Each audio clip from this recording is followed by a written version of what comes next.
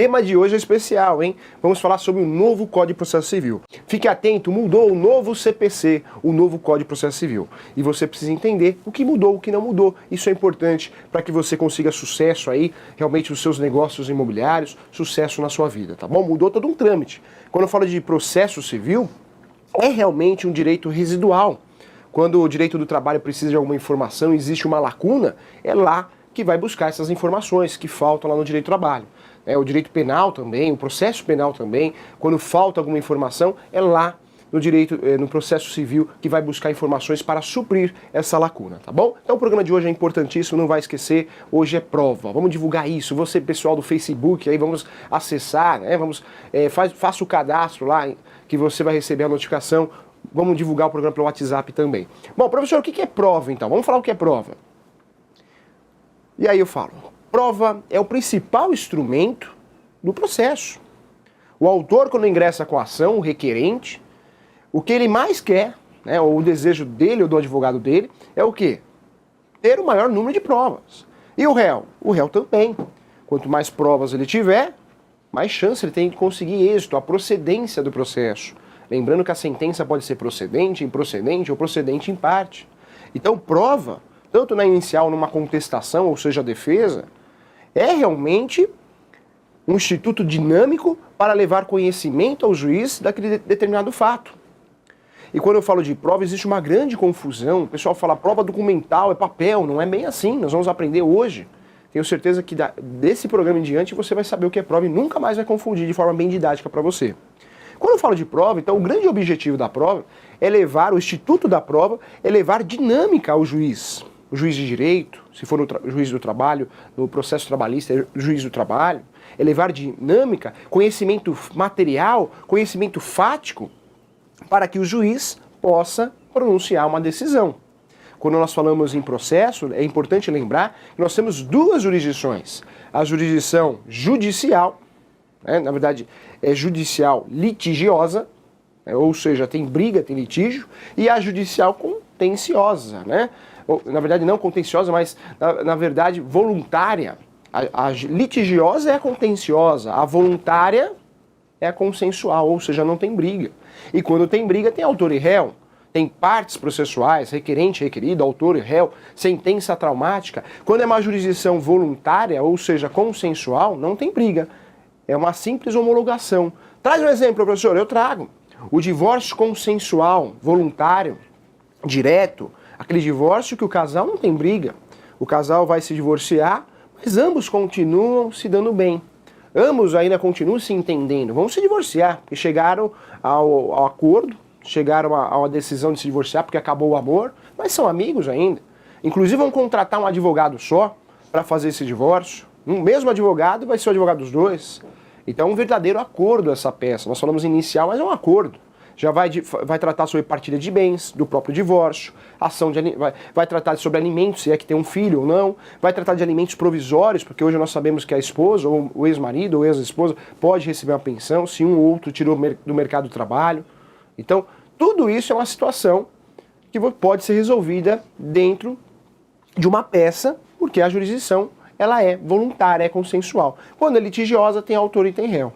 Mas todo o processo, principalmente na jurisdição litigiosa, na jurisdição contenciosa, é base de prova. Quem vai ganhar esse processo, professor? Quem apresentar as melhores provas, as provas mais consistentes, as provas mais sólidas. Quem apresentar a melhor prova vai ganhar esse processo. Então vamos tratar de prova, o assunto é pertinente, o assunto é importante. Professor, qual que é o objetivo da prova? Está aparecendo material para você? Prova, o grande objetivo da prova, a finalidade da prova é levar o quê? Materialidade, argumentação, dinâmica ao juiz. Volta para o professor. Então, quando eu falo de prova, o objetivo da prova no processo é levar argumentação, dinâmica, fatos, materialidade para que o juiz possa julgar. Tá? Quem apresentar as melhores provas no processo, se o autor apresentar ou o réu apresentar as melhores provas, quem apresentar as melhores provas, as provas mais convincentes, com certeza, provavelmente é quem vai levar o processo, ou seja, vai ser procedente ou improcedente. O réu deseja a improcedência, o autor deseja a procedência. Lembrando que nós temos 3 graus de jurisdição. Nós temos o primeiro grau de jurisdição, nós temos juízes. Segundo grau de jurisdição, nós temos os desembargadores. Na justiça comum, nós temos aí os desembargadores, Tribunal de Justiça na justiça comum. E temos aí, no terceiro grau de jurisdição, nós temos os ministros. Aí estou falando, na verdade, de uma situação de Brasília, né? Alta Corte, Supremo Tribunal Federal, o STJ, Superior Tribunal de Justiça. Então, é assim que funciona a nossa justiça. Bom, nós temos duas espécies de provas, hein? Duas. As provas orais, ou a prova oral, e nós temos a prova documental. Então, volta para o professor. Professor, quantas provas existem? São muitas, né? Na verdade, quando eu falo de espécies de provas, são duas. Temos a prova oral e temos a prova, além da prova oral, nós temos a prova documental. Então, quando você pensar em prova processual, você vai pensar em duas. Ah, existem muitas, né, professor? Existem muitas, mas dentro dessa classificação. Quando eu falo, qual a quantidade de prova? Quantas provas existem no direito brasileiro, professor? São duas. Você vai falar com firmeza para o seu cliente, né? São duas provas que existem no direito brasileiro. A primeira, a prova oral, e a segunda, a prova documental. Prova oral e prova documental. Então, se você perguntar para mim, ou se perguntarem para você daqui para frente, quantas provas existem no direito, professor? São várias, né? Não, são duas. Prova oral e prova documental. Então, nós temos duas provas no direito brasileiro. Prova oral e prova documental, tá? Professor, a prova oral, ela, dentro dela, quais espécies de provas que existem? Porque a prova oral é o gênero e a prova documental também é o gênero, de várias espécies. Vamos lá para a prova oral. Prova oral, para ficar mais fácil, para ficar didático para você guardar, tudo que é oral é falado pela boca. Então, se eu falo, se é pela boca, quem fala no processo? O próprio autor ou o próprio réu, é o chamado depoimento pessoal, depoimento das partes. O autor e o réu podem se pronunciar no processo, o advogado deve pedir isso na sua inicial, né, porque se não pedir, muitas vezes o juiz não vai conceder. Então só fala quando pede, é um meio de prova. Quando eu falo prova, depoimento pessoal é prova. E qual espécie de prova, professor? É um gênero, na verdade é uma espécie do gênero prova oral, que nós temos outra, né? A prova oral tem o depoimento pessoal. Depoimento pessoal, lembrando, é personalíssimo. Não adianta o sujeito falar assim, olha, vou falar para o meu advogado, vou fazer uma procuração, né, eu estou jogando bola em outro país e eu quero fazer uma procuração para que um parente vá lá na audiência no meu lugar. Não existe isso. Depoimento pessoal é personalíssimo. Como que o sujeito é autor da ação? Como que ele vai mandar uma outra pessoa no lugar, né, para dar o depoimento pessoal? Já pensou que estranho? Aí o juiz vira para a pessoa e fala assim, você participou do atropelamento? Não, eu não. Na verdade, quem é o autor da ação, excelência, é o meu irmão, né? Então eu não participei. Então não tem como fazer isso, né? Depoimento pessoal, o próprio nome diz, né? Depoimento pessoal é personalíssimo. É o autor da ação, ou o réu da ação, que vai dar o depoimento pessoal, porque ele vivenciou o fato. Não dá para mandar outro no lugar dele para procuração. Não existe isso, tá? Então existe um questionamento. Uma vez um aluno perguntou, professor, eu vou mandar uma outra pessoa porque eu não gosto de audiência, eu vou fazer uma procuração e ela responde por mim. Não pode. E tem muita gente que fala assim, não, vou mandar um advogado e o advogado vai dar o depoimento pessoal. O advogado não pode fazer isso. O advogado exerce um poder de representação, tanto do autor como do réu. Já pensou aquela situação? O advogado está lá na audiência, aí o juiz fala, cadê o réu? O réu não vai dar o depoimento pessoal? Não, excelência, só um minuto. Aí ele vira e fala assim, pronto, sou o réu agora. Agora me transformei no réu. De advogado eu passei a ser réu. Não dá para fazer isso, né? Então, nem o advogado pode exercer. O advogado exerce o poder de representação. Existe uma outorga para representar o cliente, mas não no depoimento pessoal, que é personalíssimo, tá? Então, a primeira prova que nós temos é a prova oral, depoimento pessoal. Segunda prova que nós temos do gênero, né, oral, é a prova testemunhal. Professor, testemunha é prova? Testemunha é prova, hein? Testemunha é prova, sim. Quando eu falo de espécies de provas, eu tenho duas. É assim que eu vou guardar. Para a vida, para a prática, para concurso. Duas. Eu tenho a prova oral, e tenho a prova documental. Da prova oral tem uma subdivisão. Depoimento pessoal, prova de depoimento pessoal e a prova testemunhal. Testemunha não pode ser parente, não pode ter vínculo sanguíneo e afetividade, ou seja, amor, relação. Testemunha não pode ser nem amigo nem inimigo. Testemunha tem que ser neutra. Professor, a testemunha pode mentir? A testemunha não pode mentir, porque pode sofrer o crime aí de falso testemunho. Quem pode mentir é o réu, o autor, né? Ah, é, professor? É. Mas, na verdade, ele pode mentir ou omitir. Testemunha não pode. O que for perguntado tem que ser falado e falar da verdade. Então, testemunha não pode ser parente, testemunha não pode ser amigo, né? Lá na trabalhista, leva a testemunha, aí o juiz ou outro advogado pergunta: Excelência, gostaria de saber se essa testemunha do autor da ação, do reclamante, se essa testemunha tem amizade com o autor da ação, se essa testemunha do autor tem amizade com o autor da ação. Aí a testemunha fala: eu não tenho muito não, eu frequento a casa dessa pessoa uma vez por semana, a gente só sai para tomar cerveja toda semana, é amigo, então não pode. Testemunha não pode ter relação, nem de parentesco, nem de sangue, nem de amizade, e nem de inimizade, ou seja, nem inimigo. Então, quando eu falo de prova oral, tenho duas: depoimento pessoal, que é o depoimento das partes, o autor e réu, requerente e requerido, e o depoimento das testemunhas, tá? Então, o depoimento das testemunhas também é uma prova oral. Tudo que é falado é oral, olha como fica fácil de guardar. Tudo que é falado é oral. Então, se a testemunha fala, é oral. Se o depoimento pessoal é feito pelas partes, autor e réu, falado, é oral também. Não dá mais para esquecer. Professor, então eu tenho duas espécies de prova. A primeira oral, isso. E a segunda? E aí eu falo para você, a segunda espécie de prova, tá aparecendo no material para você. É a prova documental. Prova documental. Professor, quantas espécies de provas eu tenho no direito brasileiro, professor? Duas. Prova oral e prova documental. Prova oral e prova documental. Dentro da prova oral, você sabe que tem duas subespécies: testemunhal e depoimento pessoal. Quando eu falo de prova documental, muita gente, o leigo, vai pensar assim: prova documental é fácil, professor, essa eu vou tirar 10. É papel, documento, papel. Não é. Prova documental pode ser um cigarro, pode ser um copo, pode ser uma mesa, uma cadeira, um extintor. Tudo isso é prova documental. Então, cuidado, hein? Sem falar que prova documental, eu tenho várias subespécies dentro dessa prova documental. A primeira que eu quero falar para você é a prova novidade. Presta atenção, hein? Novidade do novo CPC, hein? Olha a novidade aí que eu falei para você que eu ia trazer em aula, hein? É a ata notarial. A ata notarial agora passa a ser objeto de prova. Professor, quem faz a ata notarial? É o tabelião, ou seja, escritura pública. Isso é ata notarial. Então hoje é objeto de prova, hein?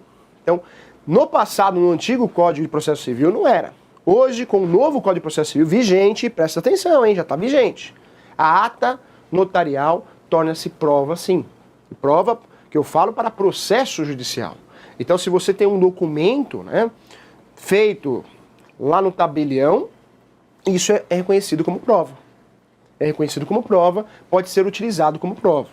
Ah, professor, então uma escritura pública de um imóvel, uma declaração de posse pode ser utilizado? Pode. Com o novo Código de Processo Civil, num processo judicial, cujo você seja autor ou réu, seja parte nesse processo, ou terceiro interessado também, isso é objeto de prova, tá? Então, com um direito novo, com um Código de Processo Civil novo, então um direito moderno. Então, a ata notarial. Professor, o que é essa ata? É feita no tabelião. Cartório de imóveis, registra o imóvel. Tabelião faz escritura pública de inventário, de divórcio, agora de uso capião, faz declarações, faz procuração. Então, essa ata notarial pode ser utilizada como base de prova. Então, novidade aí, hein? Coloca aí uma estrelinha aí, porque é uma novidade do novo CPC. Segundo meio de prova, dentro das provas documentais, ou da prova documental, você quer usar no plural ou não. Quando eu falo o correto é plural, porque nós temos várias subespécies. Quando eu falo da prova documental, além da ata notarial, nós temos o documento em sentido estrito. O professor gosta muito e fala no livro dele que a prova documental estrita, né? Não só sentido estrito, mas estrita. Por quê? Essa prova documental estrita, aí sim é o papel, pode ser um copo. Teve um sujeito que, ele comemorando o seu casamento, ele pegou, colocou a taça de champanhe no bolso, tropeçou, foi uma fatalidade, tropeçou, caiu e morreu, porque a taça de champanhe quebrou e cortou o local errado. Ele veio a óbito. Professor, isso pode ser utilizado como prova? Que tipo de prova que é? Documental. Prova documental estrita, né? Ou prova documental em sentido estrito, é aquela prova que pode ser papel, pode ser cadeira, pode ser mesa, pode ser uma bituca de cigarro, pode ser uma arma. Tudo isso é prova documental. Então, quando a gente fala de prova documental em sentido estrito ou estrita, essa prova não é só papel, tá? Então, essa é mais uma espécie dentro das provas. Depois eu tenho uma outra prova aí que vai aparecer para você, é a prova pericial. Essa prova pericial é a prova feita por quem? Por um perito. E o perito faz o quê, professor? Laudo técnico. Ou seja, ele faz um laudo. Perito só é perito quando o juiz nomeia ele perito. O juiz convoca o corretor. Você é avaliador também de imóveis? Então eu gostaria que você fizesse uma perícia para mim. Nesse momento ele se torna perito. Tem muita gente aí que bate no peito e fala, eu sou o perito. Você presta o serviço de perito, porque não existe a função de perito. Você só exerce a função de perito no momento que você está prestando o serviço de perito. Porque até então você é o quê? Um avaliador, um assistente técnico, pode ser contador, pode ser engenheiro, pode ser corretor. A partir do momento que você é convocado para prestar o serviço, um laudo técnico, você é perito. Mas naquele momento, naquela prestação de serviço. Então, um profissional perito, ele só é perito quando exerce aquela função naquele momento. Fez o laudo, entregou, ele foi perito ali. E saiu, acabou aquele trabalho e não é mais perito. Ele não recebe do Poder Judiciário, ele recebe das partes, né? O perito, professor, como que funciona para ser perito? Na verdade, corretor de imóveis pode ser perito. Ele faz um curso de avaliador, né, faz o devido cadastro. O CRES incentiva muito isso é muito importante, porque é mais uma opção para você se manter, para você sobreviver com qualidade, é uma profissão bonita, e você presta o serviço de perito. Você vai sair entregando currículo seu, uma apresentação sua nas varas de São Paulo, nas varas do interior, nas varas de outros estados, e quando o juiz precisar, ele vai chamar você, o seu currículo está lá com ele. Professor, por que o juiz chama um perito, ele nomeia um perito? Porque o juiz de direito, ou o juiz do trabalho, ou um juiz federal, ele não conhece de todos os assuntos. Diferente de um juiz arbitral, que muitas vezes ele pode ser juiz arbitral e médico, lá do tribunal arbitral, que é outra coisa, não faz parte do monopólio do Estado, do Poder Judiciário, da máquina estatal, né? Esse juiz de carreira, esse juiz, ele é formado em direito. Ele tem conhecimento sobre as leis, Código de Processo Civil, tem conhecimento sobre legislações específicas, mas ele não dá para ter conhecimento de tudo. Quem faz tudo não faz nada. Então, naquele momento que ele percebe que ele precisa de uma pessoa conhecedora daquele assunto, ele vai convocar. Professor, o juiz tem um processo na mão que precisa de um conhecimento técnico-contábil. Ele vai nomear um contador perito. Professor, o juiz precisa agora de um engenheiro para verificar se existe realmente um vício oculto ou não naquela obra. Ele vai nomear um perito, engenheiro, para fazer o laudo técnico. Professor, o juiz precisa de um avaliador, corretor de imóveis. Ele vai nomear você para fazer uma avaliação daquele imóvel para ver quanto vale, para suprir talvez uma execução, uma cobrança. Ah, professor, o juiz precisa de um perito para avaliar quanto o advogado trabalhou naquele processo, porque existe uma discussão de quanto deve ser pago em relação aos honorários. Ele vai nomear um advogado como perito para fazer um levantamento, um laudo técnico de quanto esse advogado trabalhou no processo. O mesmo ocorre no uso capião. O juiz vai nomear um perito, talvez um topógrafo, um arquiteto, um engenheiro, para fazer uma topografia, planta e memorial descritivo, para verificar se aquela área que está sendo objeto da ação de uso capião, ou uso capião ou A, tá certo, hein? Os dois, o uso capião, eu posso falar uso capião ou uso capião, das duas formas está correto. E nessa situação, vai nomear um perito para confirmar se aquela planta, aquele memorial descritivo que foi apresentado lá no começo da ação, está correto, porque é um título novo. Então, perícia é laudo técnico. Perícia é quando o juiz nomeia você para prestar um serviço. Que serviço? O laudo técnico, o laudo pericial. Acabou as provas, professor, no sistema brasileiro? Não, tem mais uma. Uma baita prova, hein? Nós temos a prova da inspeção judicial. A inspeção judicial é aquela prova que o juiz levanta da cadeira e vai até o local. Entendo, na minha humilde opinião, que é a prova mais importante e deveria ser algo mais constante no direito brasileiro, que não é, hein? Ah, professor, mas por que não é? Muitas vezes, não sei, por receio do juiz ir até lá, por falta de tempo, né? Também muitas vezes tem muito processo para julgar. Mas é uma prova importante, porque olha interessante, a inspeção judicial, o juiz de direito, o juiz federal, o juiz do trabalho, ele levanta da cadeira, sai lá da onde ele trabalha, do cartório, da vara, sai do fórum, vai até o local para olhar. Deixa eu dar uma olhadinha aqui, deixa eu ver. Esse processo aqui eu quero dar uma olhada de perto. Então olha que baita prova. Então é a inspeção judicial, quando o juiz levanta da cadeira e vai até lá. Normalmente não ocorre, pouco ocorre, né? Então ele nomeia um perito. Muitas vezes ele pede que o oficial de justiça vá, em alguns casos, em alguns momentos processuais, mas deveria ocorrer com constância. Prova documental, ata notarial. Documental em sentido estrito ou estrita, tá? Prova pericial, inspeção judicial. Não dá mais para esquecer, hein? Vamos na outra, olha aqui, tá aparecendo para você também. Professor, quantas espécies de provas eu tenho? Essa pergunta você já sabe me responder. Duas. Prova oral e prova documental. Quando eu falo da oral, eu tenho uma subdivisão de duas provas. Depoimento pessoal e testemunhal. Na segunda que está aparecendo para você aí, na segunda espécie de prova, eu só tenho duas provas no direito brasileiro, hein? A oral e a documental. A oral vai subdividir o quê? Testemunhal e depoimento pessoal. A documental em ata notarial, novidade do CPC, documento em sentido estrito, prova pericial e inspeção judicial. Tá aparecendo para você, para ficar muito fácil, hein? Ficar didático. Volta pro professor, olha lá. Professor, então quantas provas eu tenho no direito brasileiro? Duas. Tem que responder com firmeza. Duas. Não tem mais? Não, são duas.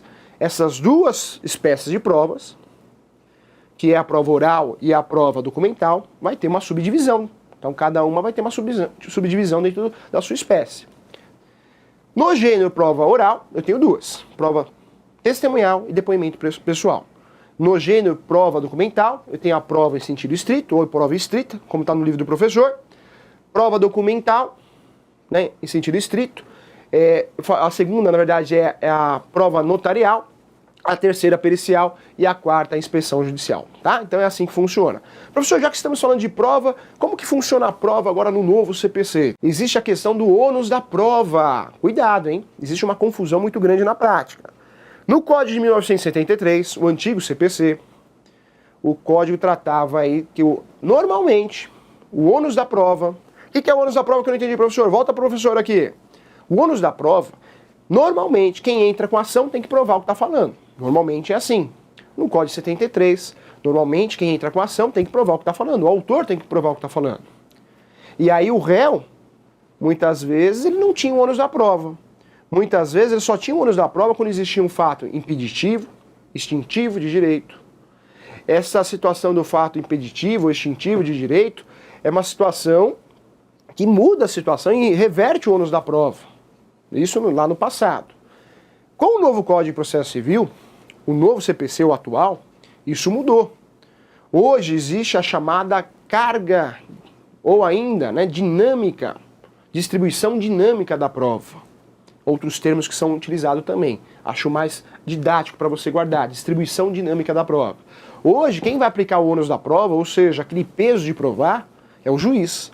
Então, hoje, com o novo CPC, se o juiz entender que quem tem que provar é o autor que tem que provar. Se o juiz entender que é o réu que tem que provar. Hoje, essa carga probatória, essa carga de prova, essa distribuição de prova é dinâmica, com o novo CPC. Ah, professor, veja bem, então o que falam do CPC, o Código de Processo, ou melhor, o Código de Defesa do Consumidor, a Lei 8.078. É verdade isso, professor, que o consumidor entrou com a ação, quem tem que provar é a empresa, o fornecedor de produtos ou o entregador de serviços? Não é verdade, existe um engano também. Na verdade, no direito do consumidor, existe a inversão do ônus da prova, sim, como existe no processo civil. Existe a inversão do ônus da prova, ou seja, o autor entra com a ação e quem tem que provar o contrário é o réu. Mas isso tem que pedir. Mesmo em Código de Defesa do Consumidor, uma relação de consumo, o autor da ação, seja aquele autor que ingressou com uma ação sozinho, no juizado especial civil, sem advogado, até 20 salários mínimos, porque acima de 20 salários mínimos até 40 precisa de advogado, né? Ou aquele sujeito que ingressou com o rito comum, esse consumidor ele precisa pedir, o advogado do consumidor precisa pedir a inversão do ônus da prova. E o juiz ele pode aplicar ou não essa inversão do ônus da prova. Não é automática, hein? Existe uma confusão, já vi aluno falando, né, advogado experiente falando. Olha, a inversão do ônus da prova é automática no Código de Defesa do Consumidor. Não é, hein? Quando eu falo da inversão do ônus da prova, em primeiro lugar, tem que pedir a inversão do ônus da prova. E aí, se o juiz entender, numa relação de consumo, que existe, né, a hipossuficiência do consumidor, existe essa hipossuficiência, o consumidor realmente é mais frágil, aí ele pode aplicar. Tá? Então cuidado com essa inversão da ônus da prova, que não é automática no direito brasileiro. Não é automática. Então eu posso pedir a inversão do ônus da prova, e o juiz vai ver se aplica ou não. Cuidado. Isso ocorre não só no Código de Defesa do Consumidor, mas na lei do inquilinato, hein? Professor, lá na aula de inquilinato, o professor falou que a lei do inquilinato, como o próprio nome diz, é para proteger quem? O inquilino. O locatário, que é a parte mais frágil na relação. Claro que é. Porque se não tivesse a lei do inquilinato, já pensou, o locador ia fazer contrato de locação com 5 aumentos de aluguéis por ano. O locador ia querer 10 garantias. Nós sabemos que existem 3 garantias e de 3 só pode utilizar uma. Ou eu faço um contrato de locação sem garantia, ou eu faço um contrato de locação com uma garantia de 3. Então, a lei é para proteger, sim, o inquilino, que é a parte mais frágil. Mas uma relação de uma ação locatícia, não existe o ônus da prova. Ou melhor, existe o ônus da prova, mas não existe a inversão do ônus da prova. Pode até pedir, mas o juiz que vai aplicar hoje com o novo CPC, essa carga, essa distribuição do ônus da prova é dinâmica, né? Ele que vai optar. Então, cuidado. A inversão do ônus da prova eu tenho que pedir, não tem nada de automático, hein? Fique atento em relação a isso. Então vai aparecer para você, olha lá. Ônus da prova, com o novo código, hein? Lei 13.105 em 2005. Então tem essa ressalva, é distribuição dinâmica, tá? O juiz que poderá alterar as regras quando ele verificar que existe um fato impeditivo, modificativo ou extintivo de direito, tá? Então, normalmente, o ônus da prova é do réu quando existe um fato impeditivo, modificativo e extintivo de direito, tá? Só complementando o que eu tinha falado antes, que tem mais uma forma aí também. Então, a produção dessa carga é dinâmica, olha que beleza.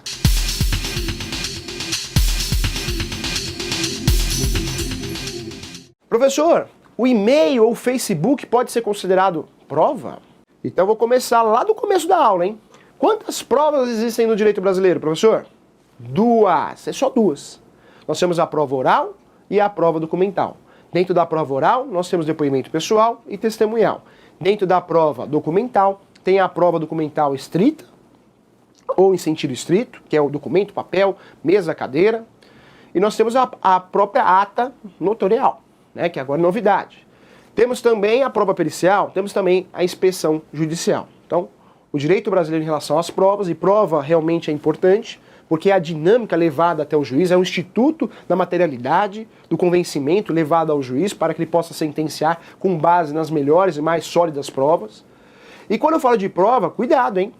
Hoje, a internet, o e-mail, o WhatsApp, o Facebook, tudo isso é prova, hein? Então, você que está nos assistindo, divulgue isso pelo Facebook, pelo WhatsApp, que cuidado que você fala por aí, porque realmente pelo WhatsApp, pelo Facebook é prova. O professor já teve a oportunidade de fazer defesas trabalhistas para a empresa, cujo processo, a defesa, foi fundamentada aonde? No Facebook. Por quê? Porque o sujeito alegava depressão, mas no Facebook ele não saía da balada, não saía da festa, não saía lá do Nordeste, não saía da praia. Então, cuidado. Quando eu falo de prova no Facebook, as fotos o que você publica no Facebook é utilizado como prova. O professor já fez ação de afetividade, onde tentou provar o amor de uma pessoa, né, com uma criança, o amor de pai e filho, e conseguiu, com uma ação declaratória de afetividade, socioafetividade, provar que essa pessoa realmente era como se fosse um pai daquela criança, porque pagava a escola, dava atenção, dava carinho, dava amor. Então, olha que interessante. Tudo com base, não só o Facebook, mas outras provas também, mas o Facebook foi importante. WhatsApp, e-mail, você corretor de imóveis, né? Você consegue provar para cobrar seus honorários que você não recebeu, ou seja, o vendedor ou o comprador deu um balão e você um chapéu. Pega aqueles e-mails que você recebeu, marcando as datas do encontro, da visita no imóvel, ou ainda aquele e-mail que você enviou, mandando a proposta e mais o aceite, ou ainda mandando o contrato de corretagem, o auto de vistoria. Tudo isso é prova para você cobrar seus honorários que você não recebeu. Então cuidado, e-mail, WhatsApp é considerado como prova sim. Outra questão importante, que o e-mail hoje, a citação por e-mail é válida também, hein? O Tribunal de Justiça de São Paulo entende que é válida também a citação por e-mail. Então cuidado, essa é a grande novidade. Professor, em relação às provas, a grande novidade em relação ao CPC é a prova notarial, ou seja, é aquela prova, aquele documento feito pelo tabelião, tá? Então isso é prova.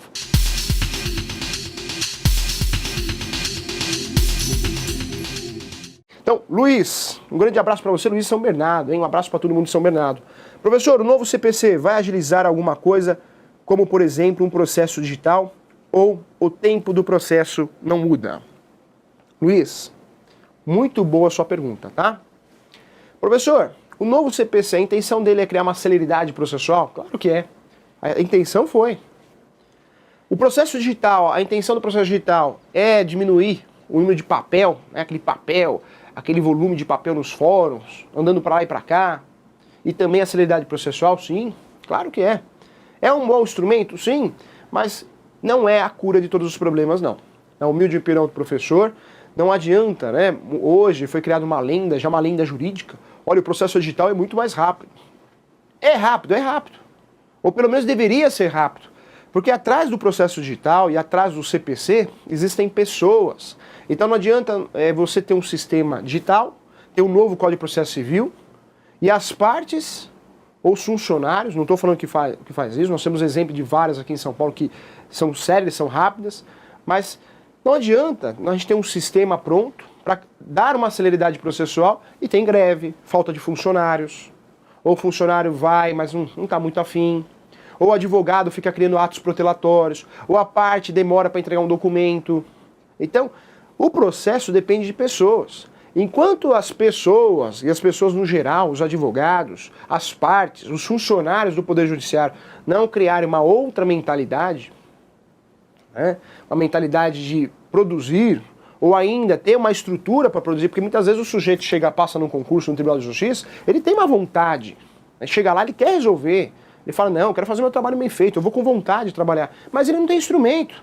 O computador não funciona, não tem computador para todo mundo, ou ainda não tem funcionários. Tem 3 funcionários que tocam uma vara com mais 12 mil processos, 8 funcionários. Ou tem 5 funcionários, 3 faltam, todo mês falta um. Ou melhor, toda semana falta um. Então, ajuda o processo digital? Ajudou muito, facilita muito. Ajuda o novo CPC? Tem ideias fantásticas, né? Hoje o novo CPC conta prazo dias úteis e não mais dias corridos. Isso é ótimo, porque o advogado vive um inferno. Já pensou você, advogado, tá lá na sua casa pensando, segunda-feira tem um prazo fatal, eu preciso cumprir esse prazo processual. Só que você sabe que na segunda de manhã você tem uma audiência, à tarde você tem uma audiência, ou tem uma reunião, você ia ficar fazendo no domingo. Então o processo ser em dia útil, isso é excelente, gera qualidade de vida para o advogado, para as partes, porque ele vai fazer com prazer, vai fazer com cuidado. Então o novo CPC trouxe várias novidades aí importantes, como a audiência de conciliação, que agora virou regra. Isso é importante, porque conciliar é sempre melhor. Mas vale uma conciliação, um acordo, que uma sentença traumática. Quando o juiz sentencia, um dos dois vai ficar chorando, o autor ou o réu. Mas a gente depende de pessoas, né? Então, na verdade, são instrumentos que vão ajudar, mas na prática, se você perguntar para mim, professor, hoje o processo digital deixou o processo mais rápido? Com base na prática, não. Por quê? Porque você junta uma petição digital e ainda fica na juntada. Ah, professor, mas juntada do quê? Fica na juntada. Ainda vai ser juntado no processo. Você enviou o processo digital, mas ainda vai ser juntado. Então, na prática, não estou vendo essa celeridade. Ah, professor, você acredita que vai melhorar? São ferramentas para melhorar muito a celeridade e a rapidez. Mas precisa também uma mudança de consciência. Ou seja, todo mundo cooperar, como tem o princípio agora da cooperação no código, um cooperar com o outro pela celeridade processual. E os funcionários também, né, do Poder Judiciário, terem realmente estrutura para isso, boas ferramentas de trabalho, colegas de trabalho, né? Porque o que acontece? Falta funcionário. Então isso tudo atrasa, tá bom? Então um grande abraço para você, agradeço, boa semana, sucesso, felicidade. Tchau!